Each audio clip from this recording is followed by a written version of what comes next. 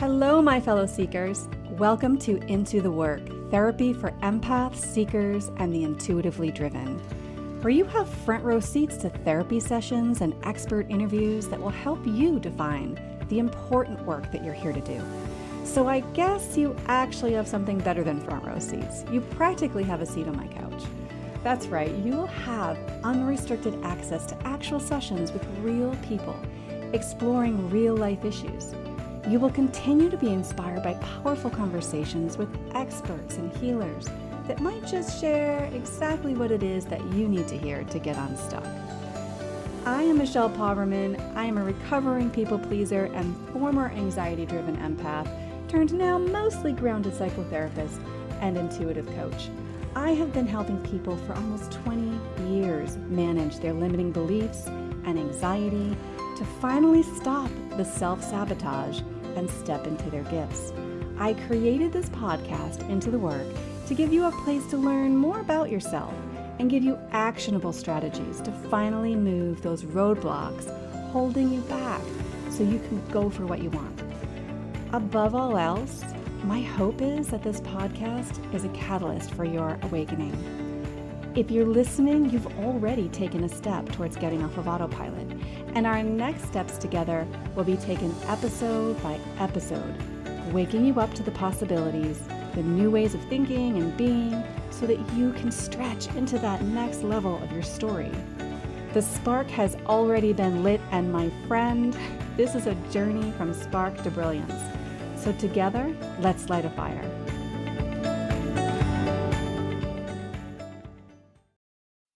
Hello, and welcome back to the show. Today, I'm welcoming Jenn Gulbrand to join us to talk about why it's so important for you to share your stories, especially the ones you might be hiding away. So Jenn is the owner of the WeBreathe Wellness Center and is a transformational coach, full spectrum healer, Reiki Master, sound healer, and trained instructor of breathwork and yoga and meditation. She is trained in Somatic Therapy and EMDR practices. And as an author, Jenn has published 2 books, Embody Your Essence and She Breathes Soul Stories. And of course, I cannot forget to mention her 2 beautiful podcasts, High Vibes and Grateful Heart, and She Breathes Soul Stories. Jenn identifies as a shame slayer and storyteller, and she helps people break through the patterns of suffering to reclaim their joy. And today, we are going to talk about the transformational power of sharing your story and how powerful it is and how it changes us and transforms us in our life. So let's go ahead and jump in. Jenn, I am so excited to have you here. It took us a bit to get together, but this is something that was meant to be. This conversation, I think, is going to be so important. So I just want to welcome you and thank you so much for being on the show today. Well, thank you for having me. I'm so honored. Yeah, me too. So I know, just to kick us off, I know today we're going to talk about the importance of storytelling and telling our stories. And as a therapist that's been in the biz for like 20 years, I can assure every listener, and you know this too, that every one of us has a story, but we're made of stories, right? Like we're made of these stories, and we just so many of us feel they're complicated and we have a lot of fears around them. And so I just think this is going to be such an eye-opening conversation around the importance and as you put it, and I'm going to open this up to you next, it's just like the transformative nature of what happens when we share our truth, our story, the things that happened. So Absolutely. How do you want to begin with that? So I believe that storytelling it's really a profound way for healing, for us to embark on a path of healing, because it allows us to articulate our own experiences and the emotions that we have around those experiences. And it translates to resonating with so many other people as they hear our stories and hear about our experiences, right? So when we share their stories, and especially the ones that are filled with, pain and vulnerability, we invite others into our truth. And that fosters empathy and understanding and compassion. And so I feel like this act of sharing those deeper parts of us it really allows us to see each other through a different lens, right? To understand that we're all unique. We all have our own journey, but there's so many commonalities among us as human beings, right? Yeah. Yes. And I don't think I think so many of us think that we're alone in it, and we don't think that anybody else is going through what we've gone through, that nobody else has gone through that, or, everybody's going to judge me if I share this story. Oh, that's a big one. Yeah. Right. Because we all have this innate fear of not belonging. And so we hide, right? Yeah. We hide behind those sort of walls because it's a lot. We think it's easier. We think it's safer, but it's isolating, but it's so isolating. Yes. Yeah. And, there's also that magical piece too around actually using language to express our stories, right? To share what's happened.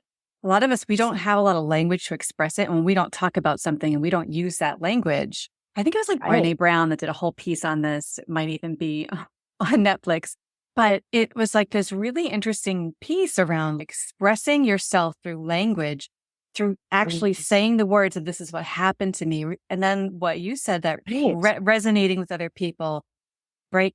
Deeply connecting, getting someone else to actually know you. Right. Because otherwise people don't get to really know you.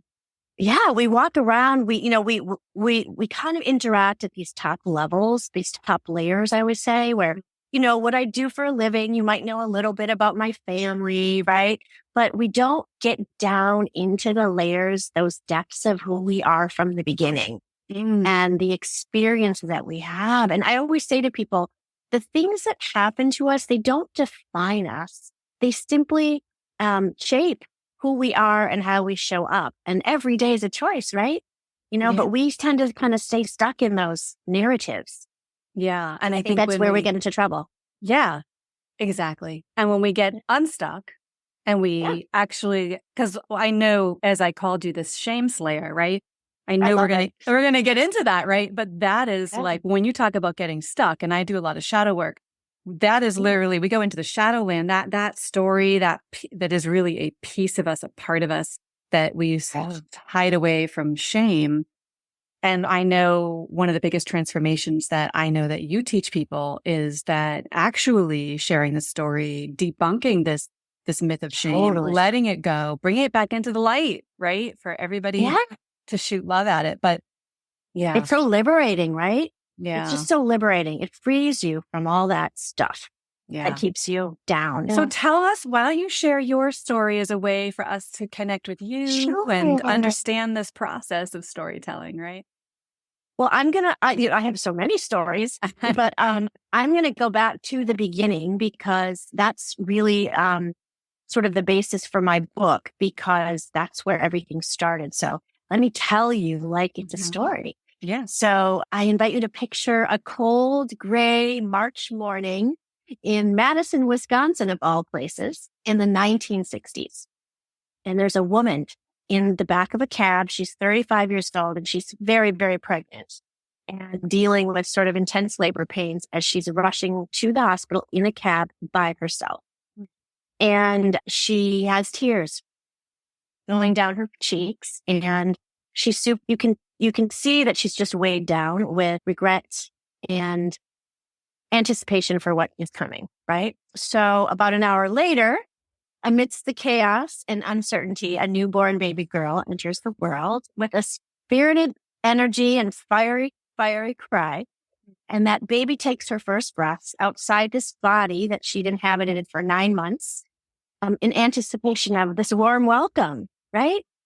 But it never materializes. There's no joyful embrace from arms reaching out to hold her. There's nobody gazing down at her, this tiny miracle, right? Instead, the room starts echoing with screams from this body that she just left. Take her away. And in that moment, that baby girl's whisked away, left abandoned and alone before she really had an opportunity to grasp her own identity. So I'm sure as the listeners hear this story, they feel all kinds of things, right? Empathy, compassion for the mother, for the baby, completely alone and wondering what destiny awaits her. And while her journey was full of twists and turns, I can assure you it all worked out in the end, because here she is. I'm talking about it. But, this is not an uncommon story, sadly, right? We all have a beginning to our life in this energy body. But those moments, what I've come to understand in, 50, 60 years later, is those moments surrounding my particular birth story left me with a very deeply rooted belief system of unworthiness that took shape in my subconscious mind. And it created that story that impacted me for years to come about how I felt about myself, how I experienced the world, my relationships, my choices. And even though I was of course adopted and raised in a loving, beautiful family, that belief system that I wasn't good enough to keep kept me stuck in those patterns of suffering for most of my adult life. I felt alone and unseen and unsafe and surrounded in shame. Shame is the biggest thing here, right? That I think we don't talk enough about. And I actually believe that every bad thing that happened to me in my world after that I deserved that.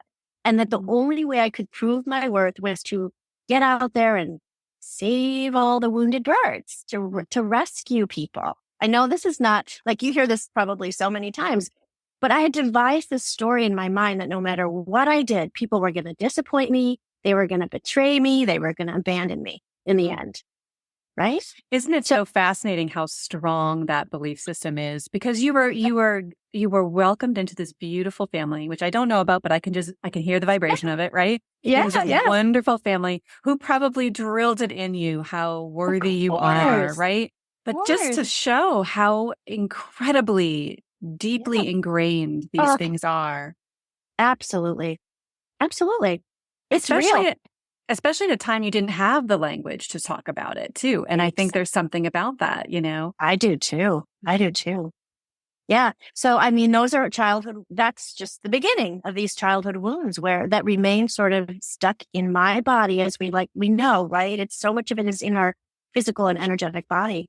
And it isn't an uncommon story, but the truth is we carry these weights with us. They're like rocks in our backpack that we just keep throwing in there every time we experience something painful, and we just keep developing these stories. And usually they're just different versions of the same story, right? Mm-hmm. Oh, 100%. Yeah. I often tell my clients, go ahead and make a trauma timeline. And this is, if you don't have PT, if you're a listener and you're like, oh, I'm going to go do that, and you have significant responsive trauma, maybe don't do that without some support. But yes, just like watching, like I tell people, just imagine you're like on a train and just want to go back to the first and just write it all down. And I bet, Jen, right? You write it all down, like whatever comes to mind. Like, I was 5, this weird thing happened to me. When I was 10, this weird thing happened to me. When I was 20, and you'll look at it and the theme is usually the same. Always. Right? And that's kind of what I did in my book. Like, I kind of just shared this happened and this happened. I loved it. And this happens. Thank you. But I feel like that took a lot of balls, as they said, put myself out there, because my own family didn't know 90% of it, Oh, wow. Yeah. It was a big deal.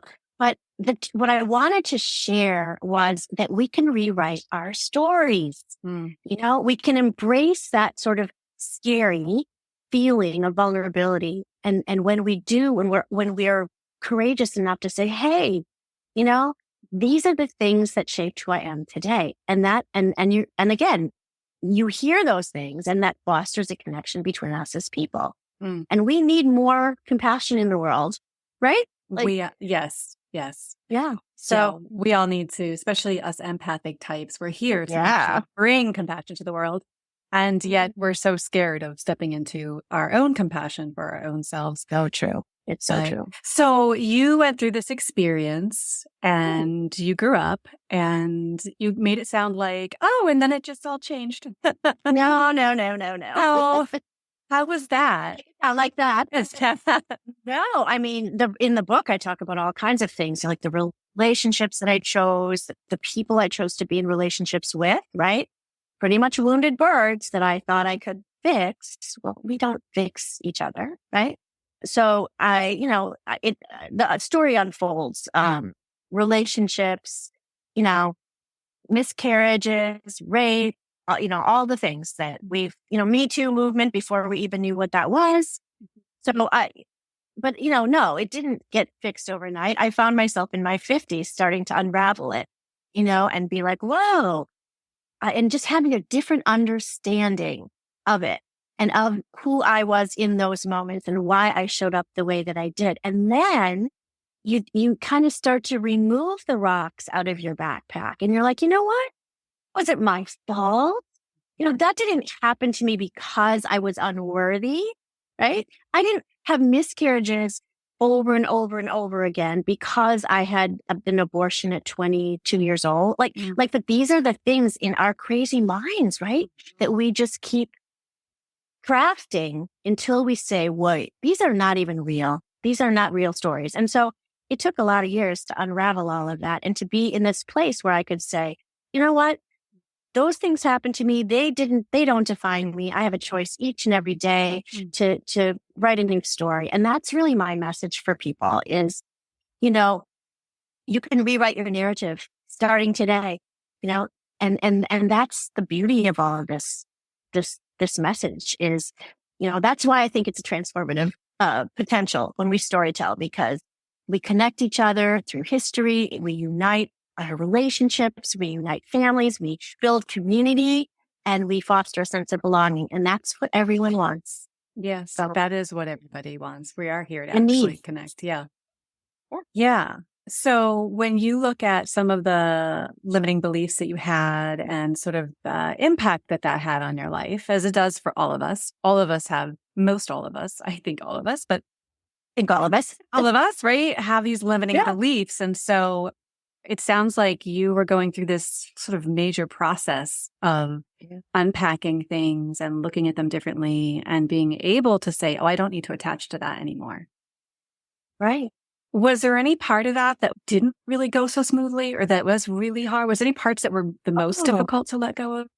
Oh, absolutely. All of it. I'm still letting go of it. Mm-hmm. I'm 60, almost 2 years old. This is not a one and done thing, people. Healing is a ongoing process and we're going to be doing it until we stop breathing. I think I have many, many ups and downs like all of us through this journey and through this process. I do believe when I was able to write it and share it in that way, that's when the true lifting of the shame and the that just heaviness, I was able to liberate myself from it. And it was incredible and not only for myself, right? This is the thing about when we do this, we heal ourselves, but then we're starting to see how we're helping all the other people who hear the stories or read the stories and say, I am not broken either. Yes. I'm not broken. Yes. Yeah. I'm not alone. I'm not broken and I don't need to be fixed.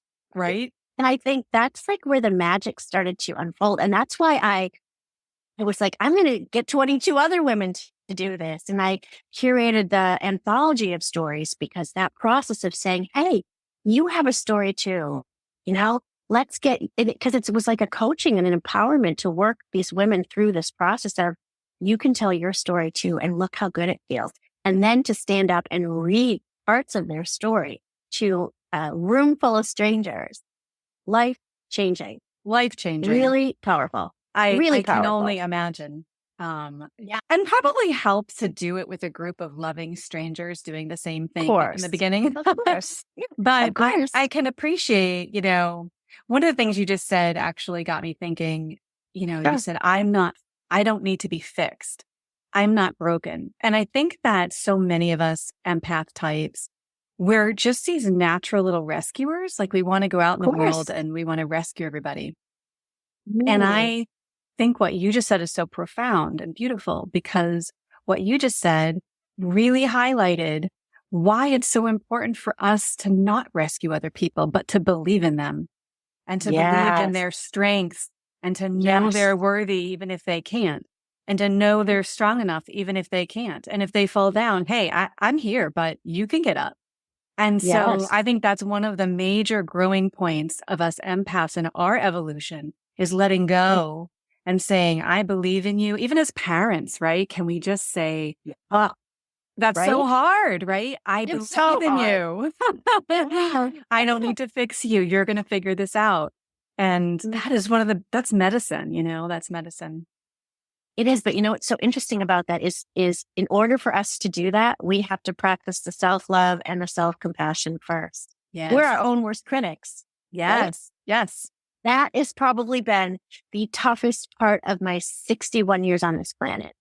It was much easier for me to be compassionate to other people, right?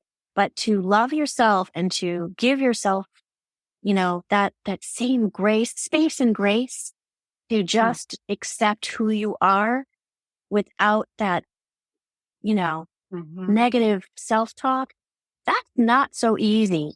But you really need to start there because it's very difficult to give those gifts to others, if, in a authentic way, if you're not walking your talk, as we say. Yes.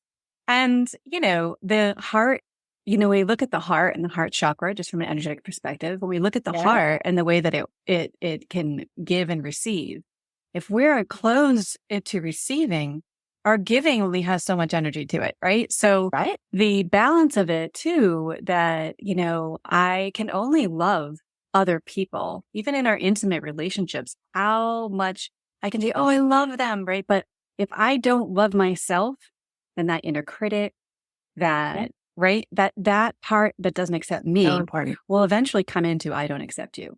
It's really, really difficult not to, right? It is, because we mirror our relationships like that. Yeah. With ourselves and others. So, let's talk That's about good stuff. I know we could go on all day. I know. But one of the things that I want to address, because this is an objection, and I'm sure, as a listener, you can raise your hand if you are with me, but I would be very scared of, I want to talk about putting yourself out there. Do we be careful that it's safe enough? How do we make the choice? What does it look like to make the choice in a way that is really good for us? Now, I think that it's so multi-layered, and I think I can feel your brain, right? Yeah. So you wrote a book, but before that point, you probably practiced getting it out there a little bit. But writing a book is that's the highest level of, I think, or stepping into that level will take you probably for the rest of your life, but stepping into the level of, I'm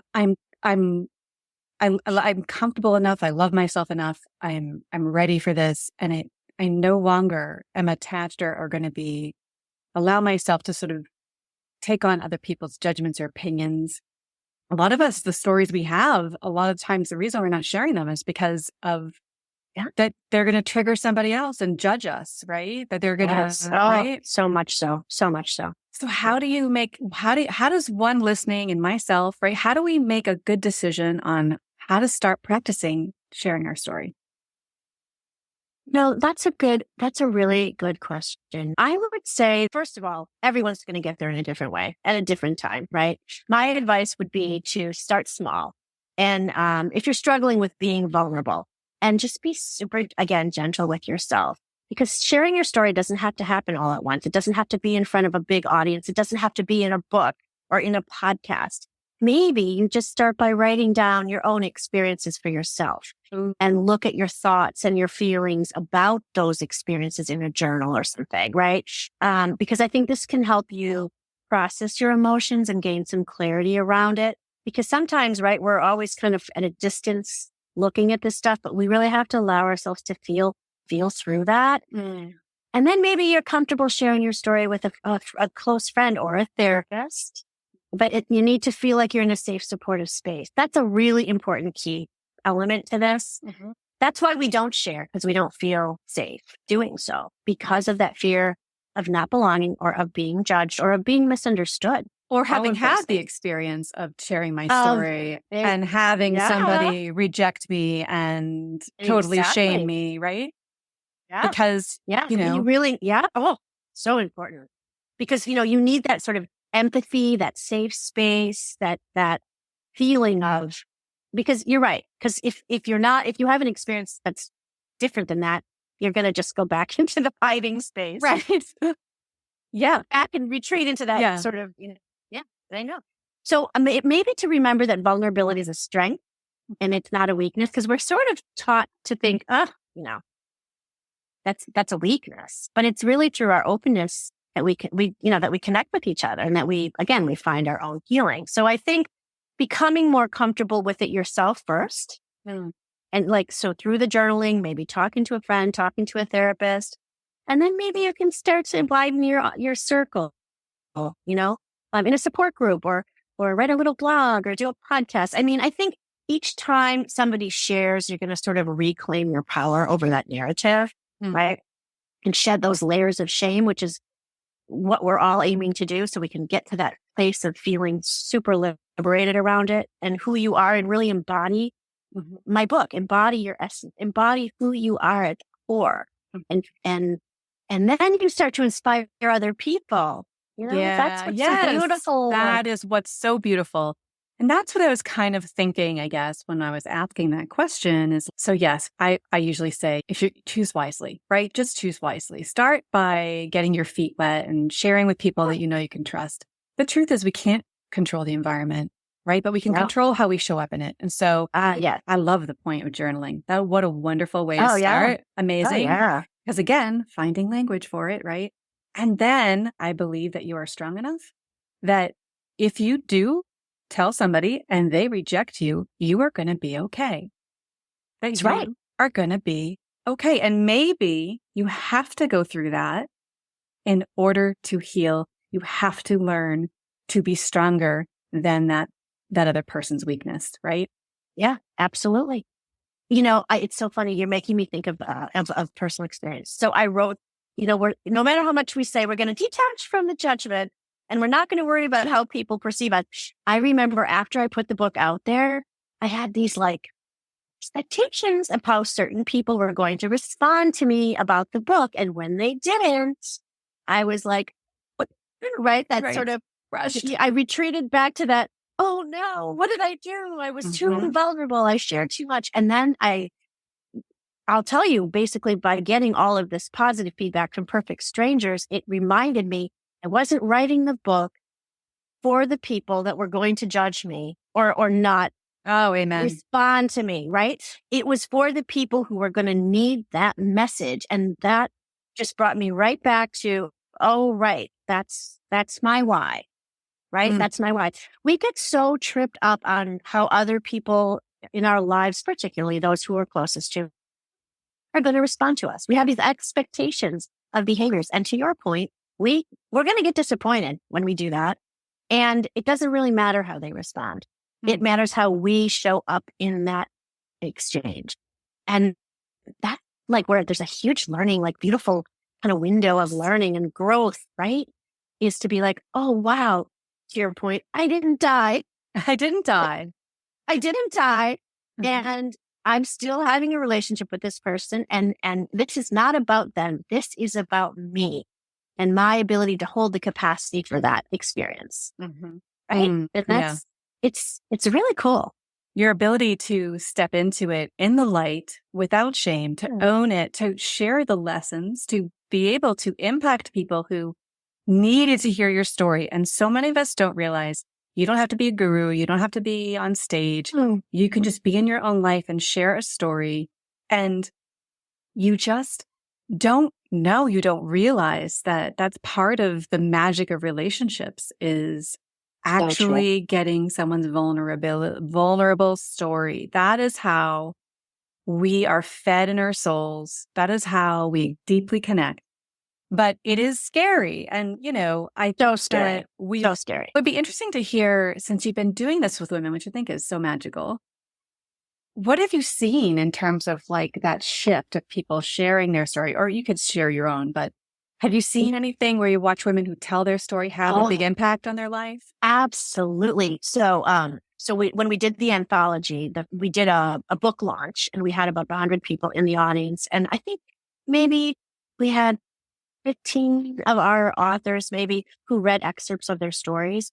And I mean, that's a big deal. Writing it is one thing, but standing up and speaking about how you were, abused as a child or receiving end of a narcissistic relationship, or, all these things. Like this is, or not infertility issues.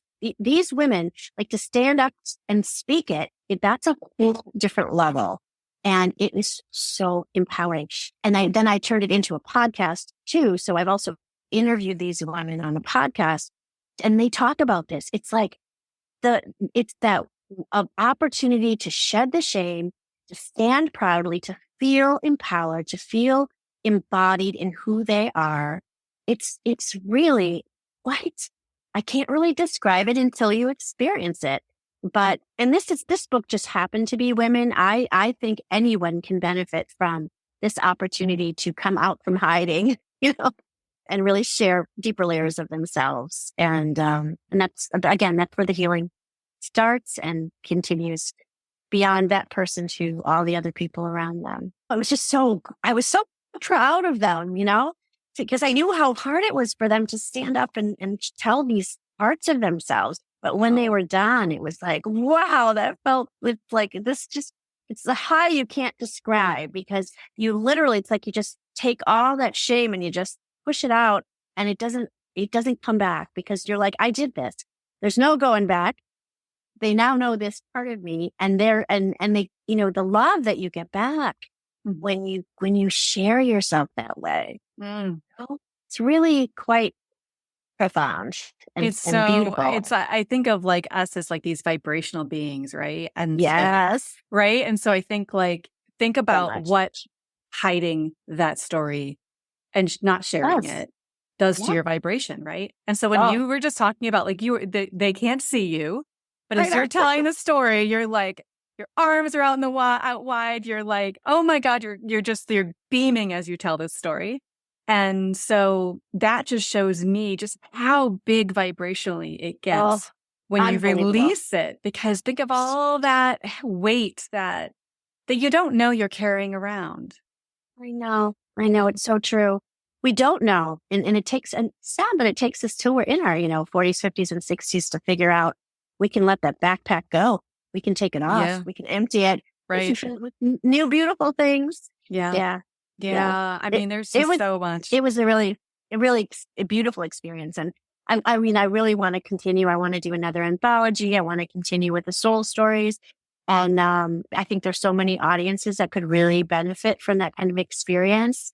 And I think it's also a beautiful way for people to go through, people who are struggling with mental health issues, which is so, we've all been impacted directly or indirectly by that mental health crisis. I think that storytelling can really help improve people's overall sense of self and well-being. That sense of empowerment and confidence and truth. Yeah, so big. And so I'm thinking, we get from point A to, let's say point B is even telling your story. Then they know that you talk a little bit about somatic exercises to do. Yes. Maybe there's some ways in which people say, I'm not ready for that. Like, this scares the crap out of me, but I'm here listening. Sure. And this sounds kind of like, wow, that would be amazing to do. But how do I get my nervous system to catch up with this beautiful idea, right? That's really, thank you for bringing that up. So a big part of my practice as a coach and an energy facilitator is I'm a trauma-informed somatic therapy practitioner, and I also just got certified in EMDR. So I think what many people don't understand, like, we have these beautiful brains, right? And they help us problem solve and strategize and move through the world, but we're very often living from the neck up, and we're kind of disconnected and disembodied, disconnected from our physical and energetic bodies. I know you know all about this. And our bodies are really what hold the records of everything that's happened to us. So if we're just talking about it, that's great, but our body still remembers the trauma like it's happening all over again.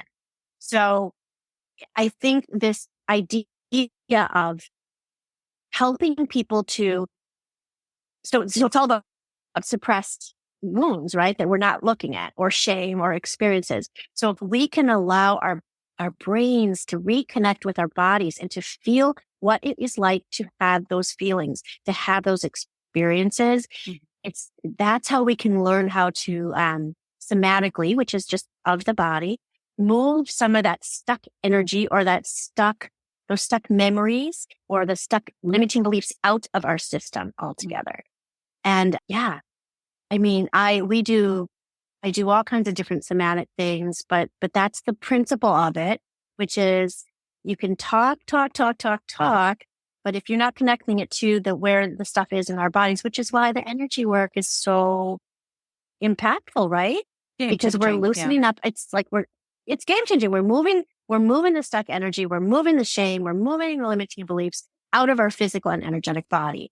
And then it's reconnecting to our memories of it and now we can say, with EMDR, basically what that is, it's that trauma that's just not resolved. It's not finished because we went into freeze mode, fight or flight. So what we do with EMDR is we allow ourselves to, like you said, watch the moving train, watch the experience, and reprogram our brain's response to it so we can complete it. And then we can let it go. I mean, I just had the most amazing session. Yeah. That's like retelling the story, right? Isn't it? Right. You're retelling the story. You're releasing it from that part of the brain. I think the amygdala or something. So you're releasing it from that part of the brain that's storing it. You're reshaping the story and finishing it, right? In a way. Yes. Completing it. While your nervous system is calm, right? Now, well, absolutely. And now your body says, oh, this is a memory. This happened to me, but it's not happening now. It's in the past. It's not happening every time I feel triggered all over again. That abandonment or, all of the different things. So that has been fascinating to me to learn that, that approach to kind of allowing the brain to complete and the body to complete that experience. So so I went totally off track, but the point is that I think that our bodies need to be a part of the story. We need to listen to what they're telling us because that's how we're going to really release all the stuff. We got to feel it to heal it, as we say. Yes. We have to feel the stuff so that we can be like, okay, that's in the past now. Yeah. And I can move on. Tomorrow's a new day and I can make new choices in that from a healthier space. Yeah. Honestly, I was a mindfulness-based therapist for, 8 or 9 years. And when it was wonderful. It was wonderful. I loved it. However, when I went through my own healing crisis and and my healing crisis was physical, but it brought up a lot of stuff emotionally. And when I had to go in and dig in and heal that, and I started for my first time really receiving Reiki, energy healings, different modalities of body work too, it was game changing. I could never work the same again. So immediately from that, I dove in and so I appreciate what you're saying because I think that it's really important for people to know that even if you're doing talk therapy, which in itself is fantastic. So important. And so important part of the puzzle. Part of the storytelling. It is. Just that piece it is a big deal to move stuff through the body and to that integration. Yeah. And it can be anything. It can be any sort of movement. It's just that you're mindfully connecting it to the thoughts, right? Yeah. So, yoga or Qigong or some of these somatic exercises that we teach each other or that we teach or EMDR. I mean, all of these things, it just allows you to reintegrate your mind and your body so that you can complete things. Very cool. So cool. This is so wonderful. I love talking with you and we really could talk all day, but I know I am catching you down the Cape right now and you are probably about to go to the beach and enjoy your beautiful day. So thank you so much for making time for me and for this show. Oh, Michelle, it was really my honor to be invited, to be a part of this. I love the work that you're doing. And, we all have to be putting beautiful things out into the world because there's a lot of need out there right now around mental health and well-being. And we want to help. We want to help everyone that needs it. While helping ourselves, of course. While helping ourselves. And, that in order for all you sensitive people out there listening, you are meant to be a warrior. You came down here for a purpose. You're not aligning with all this stuff by accident. all of us, we came here, and it doesn't matter what age you are. At some point, we hit a point where we get a wall. It usually is a trauma. It's usually something, and wakes us up, and we're here to be warriors. And in order to be warriors and to lead this world into a new direction, we need to heal ourselves. And so the work you're doing is So much beautiful, so. right? Likewise. And all of us, everyone, you two who are listening, you also are a healer, and you're meant to be here at this time for a reason, right? Absolutely. So how can people work with you, grow with you, heal with you? I've listed some things in the beginning, but let's just list them off again.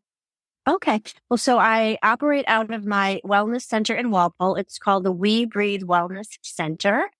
There's many, many programs and resources and services there for anyone who's looking for a space for growth and healing.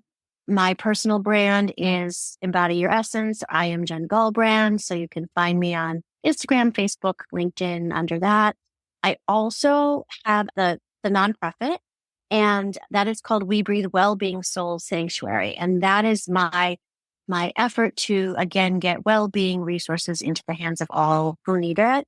We have a big soiree coming up September 14th. So check that out. We've got a beautiful, beautiful lineup of very impressive speakers and guests and performers. So we'd love to see you there. And again, I'm just really honored to be here. So thank you, Michelle.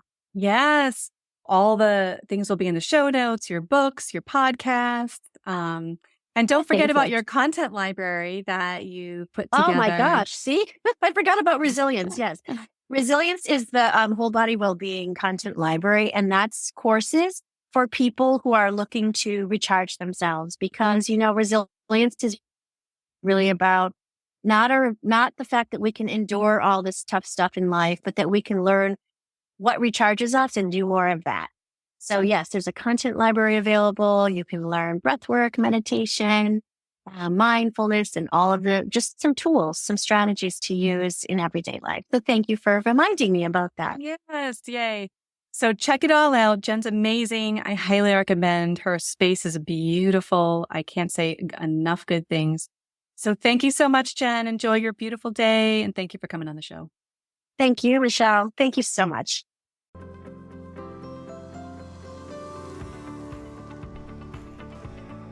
Thank you for listening to Into the Work Therapy for Empaths and Seekers. Don't forget to grab your free gift, your Shadow Work Transformation Bundle at michellepoverman.com.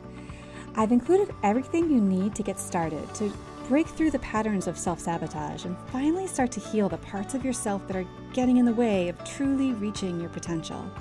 From a powerful meditation designed to help you meet and embrace your shadow self, to the guide that's full of curated prompts and important questions to support you on this journey. This really can be the work for you to unmask the root cause of all the issues you've been experiencing, honestly, and start to feel free to believe in yourself and go for what you want. The link for this free bundle is in the show notes. And if you like this episode, I would be so grateful if you could take a moment and rate, click and follow, and leave a review. Of course, you can always follow me on socials at Michelle Poverman. And keep in mind, as you embark on your journey from spark to brilliance, remember, the universe is always conspiring in favor of your awakening. Everything that's happening is in support of you lighting your own fire within. So until we meet again, may your path be well lit and your heart be guided. Shine bright, seekers. Until next time.